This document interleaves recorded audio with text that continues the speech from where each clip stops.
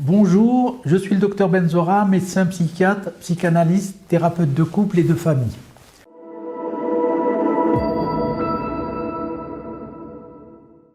Aujourd'hui, on va parler du deuil. Et on va voir tout à l'heure le cas d'une patiente qui a été confrontée à un deuil non résolu et qui a eu des répercussions importantes dans sa vie des années après. Alors, qui n'a pas été confronté à une situation de deuil?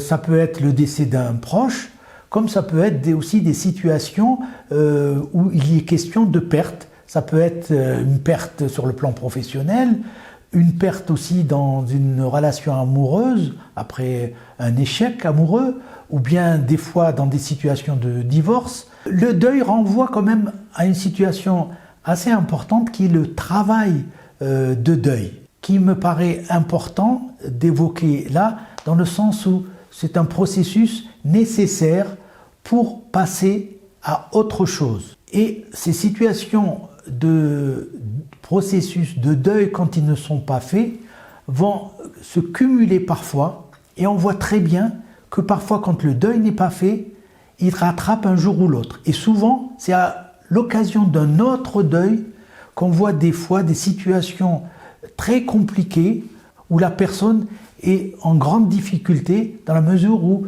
ce premier deuil n'a pas été fait. L'important, c'est quand même de se rendre compte que ce processus, ce travail de deuil est nécessaire pour la santé mentale, pour l'avenir, dans la mesure où quelqu'un d'endeuillé est complètement recroquevillé sur lui-même, peu enclin à s'ouvrir au monde ambiant.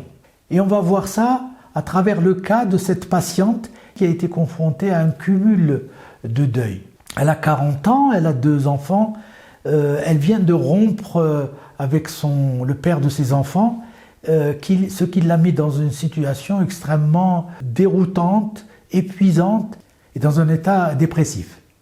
Donc quand on creuse un petit peu dans l'histoire de cette jeune femme, il est question quand même d'une situation de deuil assez importante, puisqu'à 12 ans, elle perd sa mère à la suite d'une maladie qui va durer quand même quelques mois. Mais elle a été protégée, entre guillemets, par ses sœurs plus âgées qu'elle. On lui a évité, en tous les cas, de la mettre au courant des détails de la maladie de sa mère. Et le jour où ce décès est survenu, elle avait l'air d'être un peu perdue, mais pas triste du tout. Et ce qui était de l'ordre de la protection de ses sœurs est devenu quelque chose d'un peu lourd pour elle. Aujourd'hui, elle est confrontée souvent et depuis très jeune à des moments où elle dit qu'elle est fatiguée, qu'il lui arrive même de dormir par moments dans la journée, et aucun examen médical n'a pu détecter une quelconque maladie organique. On voit que cette situation de deuil qui n'a pas été faite, le deuil de la perte de sa maman, est réveillée par cette situation nouvelle qui est le deuil de la séparation du père de ses enfants. Donc ce deuxième deuil vient se cumuler avec celui qu'elle a traversé à l'âge de 12 ans et qui n'a pas pu être accompli comme il aurait dû l'être. Alors on voit très bien que le processus de deuil, quand il n'est pas fait, l'importance et les répercussions qu'il a des années après. Ce processus doit être mené à terme dans la mesure où il est nécessaire pour avancer dans la vie, pour la survie, pour s'ouvrir à autre chose que d'être enfermé dans le deuil. Merci de votre attention, à très bientôt pour de nouvelles vidéos. Au revoir.